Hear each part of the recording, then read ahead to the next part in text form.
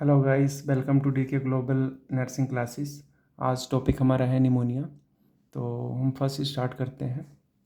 इसमें हमारा क्या क्या रहेगा आज, कंटेंट क्या क्या है। तो इसमें फर्स्ट हमारा आ जाएगा कॉजेस है, और रिस्क फैक्टर्स हैं, और टाइप ऑफ निमोनिया है, और हिंदी प्लस इंग्लिश दोनों में है। तो आप जैसे समझ में आता है वैसे पढ़ सकते हैं। तो फर्स्ट हम स्टार्ट करते हैं। आज निमोनिया है।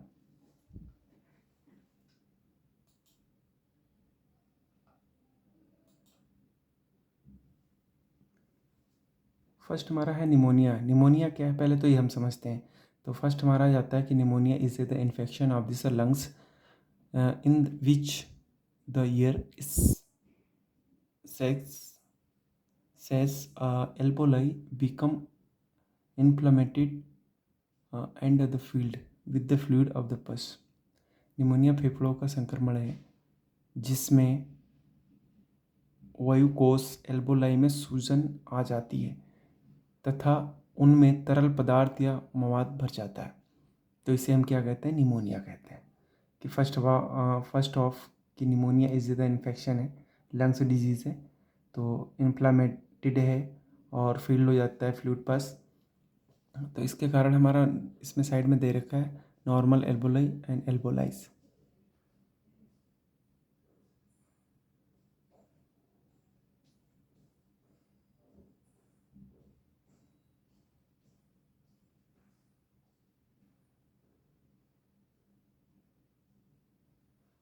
इसके बाद में हमारा जाता है कि अनाटमी।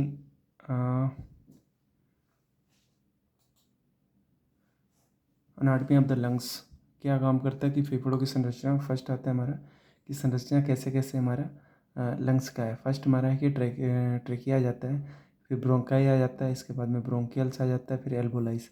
ये सारे मिलके फर्स्ट हमारा बना हुआ है लंग्स। कि ट्रेकिया है, ब्रोंकाइस है, और ब्रोंकियल्स है, एल्बोलाइस है। तो इंक्लूडेड टू ये फेफड़ों की संरचना है।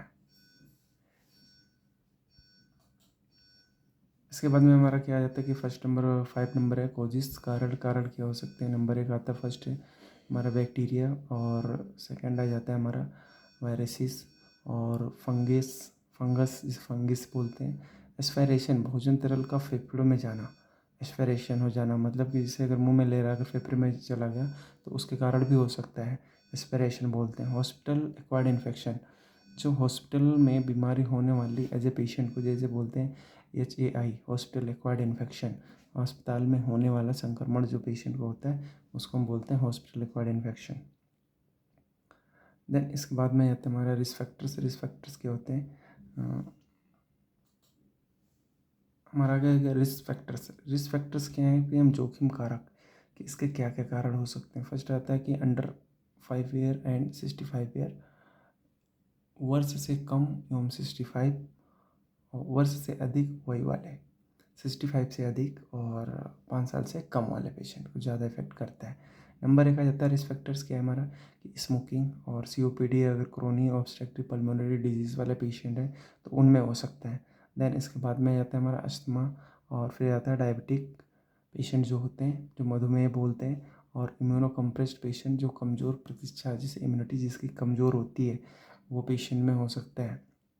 देन आ जाता है कि माल न्यूट्रिशन, कुपोषण, जिसको खाना भरपूर पेट नहीं मिलता है, रिस्क फैक्टर से भी हो सकते हैं।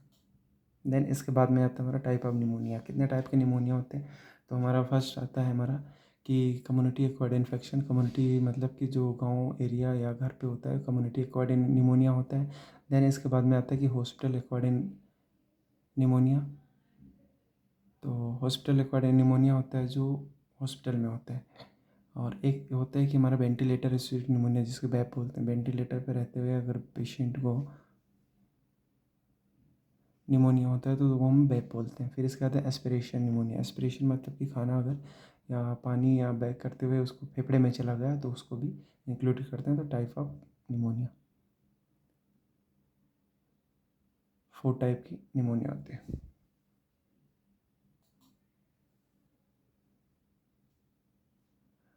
इसके बाद में आता है हमारा साइन सिम्टम्स के लक्षण क्या होते हैं।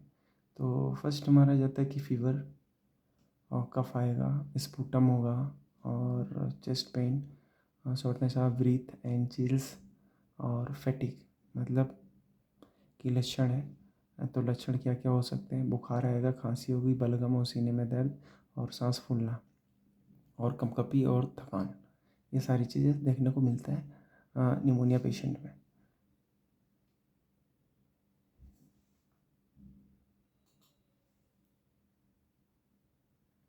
इसके बाद में हमारा जाता है पैथोफिजियोलॉजी। पैथोफिजियोलॉजी में क्या है कि कैसे डेवलप होता है। तो फर्स्ट हम देखते हैं कि पैथोजन मतलब संक्रमण जो फैलता है इंटर द लंग्स में आता है। लंग्स के बाद में क्या करता है, प्रवेश करता है, इसके बाद इन्फ्लामेशन करता है, सूजन हो जाती है। इसके बाद में हमारा सूजन होने के बाद स्टार्ट होता है एल्बोलाई fail with the fluid.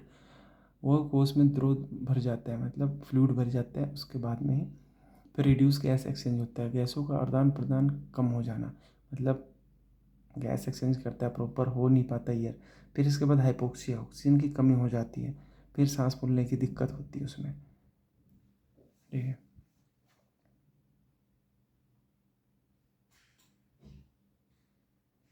Then इसके बाद में स्टार्ट हमारा क्या आता है कि 10 नंबर है कि डायग्नोसिस जांच में क्या क्या करेंगे? Physical examination, chest X-ray, CBC, sputum culture और ब्लड कल्चर और पल्स ऑक्सीमेट्री और एपीजी, ये हम कर सकते हैं, डायग्नोसिस में आएगा हमारा।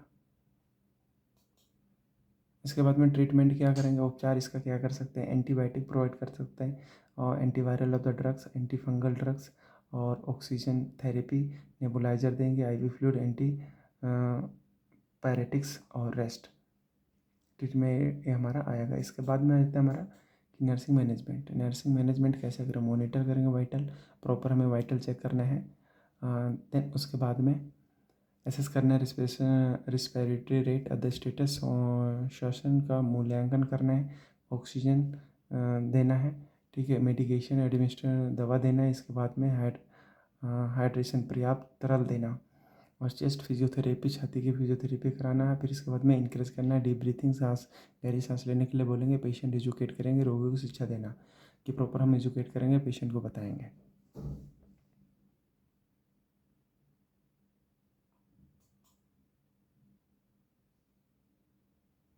इसके बाद में जाता है कॉम्प्लिकेशन। कॉम्प्लिकेशन क्या क्या होते हैं हमारे? कॉम्प्लिकेशन आएगा रिस्पिरेटरी ऑफ द फेलियर हो सकता है, प्लूरल इफ्यूजन, लंग्स में पानी भर सकता है, लंग्स एप्सिस, पस भर सकता है, सेप्सिस मतलब इन्फेक्शन हो सकता है, सेप्टिक मतलब पहले फर्स्ट इन्फेक्शन में आता है सेप्सिस, फिर सेप्टिक शॉक में उससे ज़्यादा होगा, फिर इसके बाद में डेथ हो सकती है। तो ये कॉम्प्लिकेशन हो सकते हैं अगर हम प्रॉपर ध्यान नहीं रख पाएंगे तो कॉम्प्लिकेशन समझ गए। इसके बाद में हमारा आ जाता है कि प्रिवेंशन, रोकथाम कैसे करेंगे हम। तो फर्स्ट आएगा कि वैक्सीनेशन, पेशेंट को वैक्सीनेशन हो रखा है नहीं रखा, फिर हैंड हाइजीन। इसके बाद में स्टॉप स्मोकिंग करेगा। इसके बाद में हमारा कि गुड न्यूट्रिशन, अच्छा खाना पीना, early of the treatment, wear is the mask, mask पहनना है और रिस्पिरेटरी हाइजीन मेंटेन करना है। तो इस चीज़ पर रोकथाम के लिए हमें क्या करना है? वैक्सीनेशन लगा होना चाहिए पेशेंट को और इसके बाद में हैंड हाइजीन प्रॉपर करना है, स्टॉप करना है स्मोकिंग, अगर कर रहे हैं तो स्टॉप करना है, नहीं पीना है। गुड न्यूट्रिशन लेना है, अच्छा खाना पीना लेना है, अर्ली ट्रीटमेंट लेना है, मास्क पहनना है जो इन्फेक्शन ना जाए रिस्पिरेटरी में।